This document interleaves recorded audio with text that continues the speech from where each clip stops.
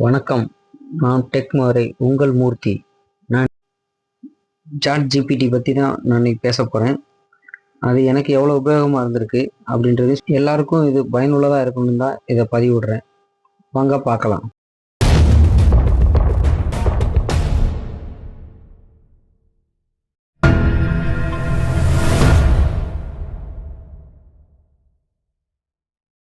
நம்ம மொபைலில் இந்த 2 மைக்கு பட்டன் ஆப்ஷன் யூஸ் பண்ணி நம்ம தேவையானதை கேட்கலாம். எழுத படிக்க தெரியாதவங்க கூட இந்த மைக்கில் நம்ம சொல்கிறத தப்பாக சொன்னால் கூட அதை சரியாக எடுத்து அதுக்கு உண்டான ஆன்சர் அதை சொல்லும். இது எளிமையான கருவி, எல்லாத்துக்கும் உபயோகமாக இருக்கும். உதாரணத்துக்கு பொது அறிவு கேள்வியாக 1952 இந்திய பிரதமர் யார் என்று ஒரு கேள்வி கேட்குறேன். அதுக்கு ஜவஹர்லால் நேரு, அவர் எந்த எலெக்ஷனில் நின்று ஜெயித்தார், இந்த மாதிரி எல்லா விவரங்களையும் பட்டியலிட்டு கொடுத்துரும். எனக்கு கம்ப்யூட்டரில் எக்ஸலில் பேசிக் தான் தெரியும். நான் அதுக்கு ஒரு சின்ன டவுட்டுக்காக கேட்குறேன். எக்ஸலில் எனக்கு சம்மு போடணும், அதுக்கு எனக்கு சம்மு போட்டு காட்டு அப்படின்னு சொன்னோம். அதுக்குண்டான சம்மையும் எடுத்து காமிக்கும். இது எக்ஸல் யூஸ் பண்ணுறவங்க, இந்த மாதிரி ஆஃபீஸ் சம்மந்தமாக யூஸ் பண்ணுறவங்களுக்கு இது யூஸ் ஆகும். பார்த்திங்கன்னா அது என்னென்ன பண்ணணும், அது என்னென்ன சம்மு போடணும், அதை காப்பி பேஸ்ட்டு கொடுத்தாலே போதும். அது ஒர்க் பண்ணுற அளவுக்கு எல்லாத்தையும் அது மேக் பண்ணி கையில் கொடுத்துரும். ரொம்ப உபயோகமாக இருக்கும். அதனால தான் நான் இந்த தகவலை எல்லாத்துக்கும் பகிர்ந்துக்கணும், எல்லோரும் தெரிஞ்சுக்கணுன்றதுக்காக நான் போடுறேன். தெரியாதவங்க தெரிஞ்சுக்கட்டும், தெரிஞ்சவங்க ஒன்றும் பிரச்சனை இல்லை, ஏற்றுக்கோங்க. நான் கம்ப்யூட்டரில் எக்ஸல் யூஸ் பண்ணும்போது அதில் ஷார்ட்கட் கீலாம் 1-2 தெரியாது. பண்ணுறதை காட்டிலும் எனக்கு இந்த வாய்ஸில் அனுப்புறது எனக்கு கம்ஃபர்டபுளாக இருக்கும். எனக்கு ஷார்ட்கட் பற்றி கொஞ்சம் டவுட்டு கேட்டேன். அதுக்கு உண்டான விளக்கங்களும் அதை உடனே அழிச்சிது. அதுக்கு உண்டான விளக்கங்கள் இந்த அனுப்பி உங்களுக்கு ஸ்க்ரீனில் தெரியுது பாருங்கள். அடுத்த உதாரணமாக, நம்ம வெளியூரில் அதிகமாக நம்ம ட்ராவல் பண்ணிக்கிட்டே இருக்கவங்களுக்கு சின்னதாக ஒரு கைடு ஏதாவது டவுட் இருக்குது அப்படின்னு கேட்குறோம் அப்படின்னா, அதுக்கு மதுரையிலேருந்து சென்னைக்கு எந்த வழி சிறப்பாக இருக்குன்னு கேட்டிருந்தேன். அதுக்கு ஃப்ளைட்லேருந்து ட்ரெயின், பஸ்ஸு, டாக்ஸி, வேறு என்னென்ன இது இருக்குமோ எல்லா ஆப்ஷனு, ரேட்டு, கிலோமீட்ரு, எல்லா டைமிங் வரைக்கும் கொடுத்துரும். இந்த மாதிரி ஏதாவது ஒன்று நமக்கு தேவையானது தெரியாமல் இருக்குது, யார்கிட்டயா கேட்கணும்னு நினச்சோம் அப்படின்னா, இது நம்மளுக்கு ஒரு கைடு, ஒரு வாத்தியார், குரு எது வேணாலும் சொல்லலாம். எளிமையாகவும் இருக்கும், புரிஞ்சுக்கிற வகையிலையும் இருக்கும். இதுக்கெல்லாம் ஒரு அப்ளிகேஷன்லாம் நினைக்காது. இது ஒரு உதாரணத்துக்கு தான் சொல்கிறேன். என்ன ஒரு கேட்டாலும் அதற்கு இணையான பதிலை கரெக்டாக கொடுத்துரும். உதாரணம் அதே மாதிரி தரேன் பாருங்கள். மதுரையிலேருந்து கோயம்புத்தூருக்கு செல்றதுக்கு எது சிறந்த வழி, எது குறைவான நேரத்தையும் குறைவான தூரமாகவும் இருக்கும்ன்றதையும் இப்போ கேட்போம் பாருங்கள். அதற்கு விளக்கமாக அது மதுரை, ஒட்டஞ்சத்திரம், பொள்ளாச்சி இது வழியாக போனால் பக்கமாக இருக்குன்னு ஒரு எக்ஸ்பிளைன் பண்ணும். அதே மாதிரி ஃப்ளைட்டுக்கு எந்த ஃப்ளைட் இருக்குன்றதை காட்டும். ஆரப்பாளையத்துலேருந்து காந்திபுரத்துக்கு பஸ் இருக்குன்றதையும் உங்களுக்கு எக்ஸ்பிளைன் பண்ணுது. அப்புறம் ட்ரெயின் இருக்கிறதையும் உங்களுக்கு எல்லாத்தையும் வழிகளையும் காட்டுது. ரொம்ப பயனுள்ளதாக இருக்கும். நான் அதுக்காக தான் ஒவ்வொரு உதாரணமாக சொல்கிறேன். ஒவ்வொரு சம்மந்தப்பட்ட துறைக்கும் எல்லாத்துக்கும் அது பதில் இருக்கும். இப்போ எடிட்டிங்கில் எனக்கு பேக்ரவுண்டு ஃபோட்டோ மட்டும் எடிட் பண்ணி கொடு அப்படின்னு சொல்லி அதை அனுப்பியிருந்தேன், என்னோடய ஃபோட்டோவை. இப்போ பார்த்தீங்கன்னா என் ஃபோட்டோ அப்லோட் பண்ணிட்டேன். அப்லோட் பண்ணதுமே ப்ராசஸிங் இமேஜின்னு வரும். கொஞ்சம் நேரம் வெயிட் பண்ணுற மாதிரி தான் இருக்கும். 3 நிமிஷம் 4 நிமிஷம் வெயிட் பண்ணுற மாதிரி தான் இருக்கும். என்னோடய படத்தை பேக்ரவுண்டை மட்டும் ரிமூவ் பண்ணிவிட்டு அனுப்பிடுச்சு. இது எனக்கு தேவைப்படுதுன்னு நான் சேவ் பண்ணி வச்சிட்டேன். அடுத்தது பார்த்திங்கன்னா, ஒரு ஜென்ரலாக ஒரு அப்ளிகேஷனுக்கு நான் டிரைவிங் லைசன்ஸ் எடுக்கணும், என்னென்ன ஆவணங்கள் தேவைன்றதை நான் வாய்ஸில் சொன்னேன். அதுக்கு உண்டான ஆவணங்கள் அனைத்து டீட்டெயிலையும் தரும். இந்த மாதிரி நீங்கள் உங்களுக்கு எந்த தொழில் சம்மந்தமாக இருந்தாலும் சரி, எந்த டிபார்ட்மெண்ட் சம்மந்தமாகவும் சந்தேகங்கள் கேட்கும்போது அதுக்கு உண்டான முழு விளக்கங்களையும் அதை எத்தனை ஃபோட்டோ வேணும், அதை எந்த வெப்சைட்டில் அப்ளை பண்ணணுன்ற வரைக்கும் ஃபுல் டீட்டெயில் தந்துடும். படிக்கிற ஸ்டூடெண்ட்ஸுக்காக ஒரு கொஸ்டின் கேட்டேன். பித்தாகோரஸ் தேரம் அதை பற்றி எனக்கு சொல்லு அப்படின்னு சொல்லி போட்டிருந்தேன்.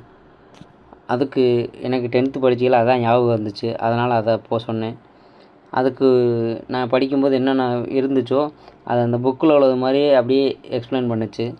அது இன்னும் கொஞ்சம் டீட்டெயிலாகவும் கொடுத்துச்சு நிறையா. இது பார்க்கும்போது எனக்கு ரொம்ப யூஸ்ஃபுல்லாக தெரிஞ்சிச்சு. அதனால் படிக்கிற பசங்களுக்கும் உபயோகமாக இருக்கும். அறிவியல் சம்மந்தமாக ஒரு கேள்வி. தவளையின் உடல் கூறுகள் பற்றி கூறுக, பாகங்களை கூறுக அப்படின்னு ஒரு கொஷின் கேட்டேன். அதுக்கு தவளையில் உடல் கூறு பாகங்களை பற்றி விளக்கங்கள் ஃபுல்லாக கொடுத்துச்சு. நான் படிக்கும்போது என்னென்னலாம் எனக்கு தெரிஞ்சோ அதை நான் கேள்வி கேட்டேன். இதில் தப்பாக நினைக்காதீங்க, இந்த மாதிரி பேசுகிறேன் நான். படிக்கிற பசங்களுக்கு எல்லாத்துக்கும் ஒரு உபயோகமாக இருக்கும். அடுத்தது தாவரவியல் சம்மந்தமாக தாவரத்தி தண்டில் உள்ள பொருட்களை பற்றி சொல்லுங்கள் அப்படின்னு சொல்லி போய் சொன்னேன். இல்லை நான் சத்தியமாக படித்தது கிடையாது, இருந்தாலும் அது சொன்னோடனே அதை பற்றி நிறையா விஷயங்கள் சொல்லிச்சு. இது வந்து ஒவ்வொன்றும் ஒரு எக்ஸாம்பிள், ஒவ்வொரு துறைக்கு சம்மந்தமாக கேட்குற கொஸ்டினுக்கு அது என்ன ஆன்சர் கொடுக்க முடியுமோ அவ்வளோ ஆன்சரும் கரெக்டாக கொடுத்துருது. ஒரு 90% ஆன்சர் கரெக்டாக கொடுத்துருது எல்லாத்தையும். புத்தகம் வாசிக்கிறவங்களுக்காக நான் பொன்னியின் செல்வன் கதை சுருக்கமும் அதை எவ்வாறு வாசித்து பழகிறது அப்படின்னு ஒரு கொஸ்டின் கேட்டிருந்தேன். அதற்கு வழக்கம் நிறையாவே அது கொடுத்துருந்துச்சு. அதை பார்த்திங்கன்னா உங்களுக்கு பொன்னியின் செல்வன் என்னென்ன பாகங்கள் இருக்குது, அந்தந்த பாகங்களை எப்படியெல்லாம் படிக்கணும், ஒரு நாளைக்கு எவ்வளோ படிக்கணும், முழுசாக படிக்கக்கூடாது, நிறையா விஷயங்கள் அது பகிர்ந்துக்குச்சு நம்மளுக்கு. அந்த புக்கில் வந்து எவ்வளோ சுவாரஸ்யமாக நம்ம படிக்க முடியுன்றதை அதை உணர்த்துச்சு நம்மளுக்கு. மாணவர்களுக்காக ஒரு கொஸ்டின் கேட்டேன். அதில் ஆர்டினியோவுக்கு எனக்கு கோடிங் அனுப்பு அப்படின்னு நான் சொல்லியிருந்தேன். அதுக்கும் அனுப்புச்சு. தெரியும், எல்லா ஸ்டூடெண்ட்ஸுக்கும் மேக்ஸிமம் தெரியும். தெரியாத உங்களுக்கு உபயோகமாக இருக்கட்டும் அந்த ஒரு கேள்வி கேட்டேன் நான். அதுக்கும் கோடிங் எல்லாமே அதை டைப் பண்ணி கொடுத்துச்சு. எல்இடிக்கு எப்படி கோடிங் கொடுக்குறது, கோடை எப்படி டைப் பண்ணுறது, இன்புட்டை எப்படி கொடுக்குறது, எல்லா விஷயங்களும் அது நம்மளுக்கு தரவை ஃபுல்லாக கொடுத்துக்கிட்டே இருந்துச்சு அதில் விளக்கங்களை. அடுத்தது தமிழ் பாட புத்தகங்களுக்காக தமிழ் பண்டிகையை பற்றி கற்றியே எழுதுக அப்படின்னு சொல்லி அது கேட்டிருந்தேன். அந்த பண்டிகையை பற்றி நம்ம படிக்கும்போது எப்படி ஒரு கட்டுரை எழுதியிருப்போமோ அந்த கட்டுரை விளக்கத்தை சொல்லு. அடுத்து ஒரு காதல் கவிதையை எனக்கு சொல்லு அப்படின்னு நான் சொல்லியிருந்தேன். அதுக்கு ஒரு கவிதையை கொடுத்துச்சு. எனக்கு இது போல் இன்னமும் நிறையா கவிதைகளில் சொல்லு அப்படின்னு அதுக்கு அடுத்த கொஸ்டின் கேட்டேன். அதை தொடர்ந்து நம்ம வந்து ஒரு தடவை டைட்டில் கொடுத்துட்டோம் அப்படின்னா அடுத்தது வந்து இன்னும் கவிதைகள் சொல்லு அப்படின்னு சொன்னால் மட்டும் போது காதல் கவிதைன்னு மென்ஷன் பண்ண வேண்டியதில்லை, அதை சம்மந்தமாகவே அது சொல்லும். நிறையா அதாவது ஓப்பன் ஏஐன்றது வந்து எவ்வளோ அறிவுபூர்வமாக செஞ்சுருக்காங்க, தயார் பண்ணியிருக்காங்கன்றத பிரமிக்க வைக்குது. வேறு கவிதைகள் பல வேண்டும் அப்படின்னு சொன்னோன்னே மிச்ச கவிதைகளை ஃபுல்லாக அள்ளி எரிஞ்சிருச்சு அதில். அடுத்து எல்லாத்துக்குமே உண்டான ஒரு சந்தேகம், நான் வந்து மெக்கானிக்காக இருக்கேன், எனக்கு வந்து வேலைக்கு சம்மந்தமாக ரெஸ்யூம் எனக்கு ரெடி பண்ணி கொடு அப்படின்னு சொல்லியிருந்தேன். அது கரிக்குலம் விட்டவை அப்படி தெளிவாக எப்படி நம்ம எழுத நினைப்போமோ அதை அப்படியே எடுத்து கொடுத்துச்சு எனக்கு. பெயர் அதை வந்து தமிழில் கொடுத்துச்சு. நான் அதுக்கு வந்து எனக்கு இங்கிலீஷில் மாற்றி கொடு, நான் வேறு எதுவும் கேட்கல. அதில் கீழே பார்த்தீங்கன்னா கேட்டிருப்பேன், எனக்கு ஆங்கிலத்தில் மாற்றி தயாரித்து தா அப்படின்னு சொல்லியிருப்பேன். அதை அப்படியே இங்கிலீஷில் ட்ரான்ஸ்ஃபர் பண்ணி செகண்டில் கொடுத்துரும். இதெல்லாம் அவ்வளோ தூரத்துக்கு எவ்வளோ நுண்ணிப்பாக அந்த இதை உருவாக்கியிருக்காங்கன்றதை எனக்கு யோசிக்க வைக்குது அந்த இடத்துல. அடுத்தாப்புல எனக்கு இன்டர்வியூவில் வந்து எந்த மாதிரி கேள்வி கேட்பாங்க, நான் அந்த கேள்வியை நான் எப்படி எதிர்கொள்கிறது அப்படின்னு நான் கேட்டதுக்கு அதுக்கும் விளக்கங்கள் கொடுக்குது. இந்த மாதிரி டெல்மி அபவுட் யுவர் செல்ஃபு அந்த மாதிரி கேட்பாங்க. அந்த மாதிரி சொல்லும்போது நம்ம என்னென்ன சொல்லணும் அப்படின்ற விஷயங்களை அது ஒவ்வொரு பாயிண்ட்டாக அது விளக்கங்கள் கொடுக்குது. நான் எப்படிலாம் யூஸ் பண்ணுன்றதை உங்களுக்கு காட்சிக்கிருக்கேன்.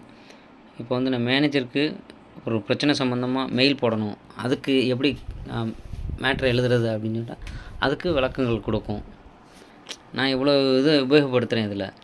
அது வந்து நான் வெறுமனே கொடுத்தேன். அடுத்து கஸ்டமர் புகார் சம்மந்தமாக அப்படின்னு சொல்லும்போது அதுக்கு உண்டான டீட்டெயில் அப்படியே கொடுத்துரும். Dear manager, I have the message, இந்த மாதிரி எல்லா டீட்டெயிலுமே அது கொடுத்துரும். எனக்கு வந்து காப்பி பேஸ்ட் கொடுத்தாலே போதும், அவ்வளோ.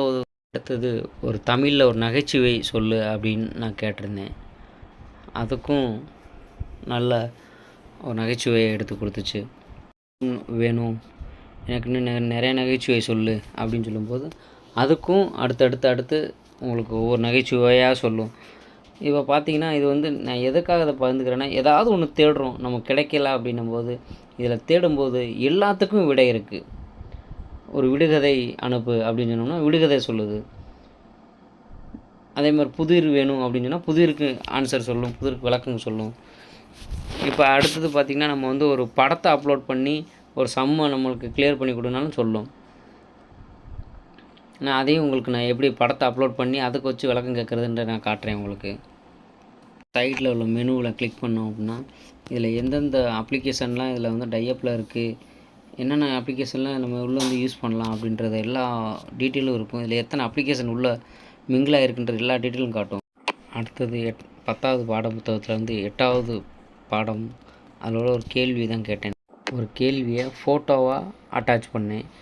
அந்த ஃபோட்டோவிலேருந்து அந்த வினாக்கான விடையை நம்மளுக்கு ஃபுல்லாக கொடுக்க ஆரம்பிச்சிருச்சு. அந்த பார்த்திங்கன்னா அதை ஒவ்வொரு ஆன்சராக கொடுக்குது பாருங்கள். நான் அந்த ஃபோட்டோ தான் அட்டாச் பண்ணேன். விடையை தரவும் தான் போட்டோன்னே அதுக்குண்டான ஆன்சரை ஃபுல்லாக கீழே வரைக்கும் கொடுத்துரும். இதே மாதிரி நான் இன்னொரு ஃபோட்டோ உங்களுக்கு அட்டாச் பண்ணி காட்டுறேன் பாருங்கள். 10வது பாடத்துலேருந்து உங்களுக்கு சயின்ஸ்லேருந்து ஒரு கொஸ்டினை வந்து ஃபோட்டோவை அட்டாச் பண்ணியிருக்கேன். ஒரு 4-5 கொஸ்டின் இருக்கும் அந்த பேப்பரில்.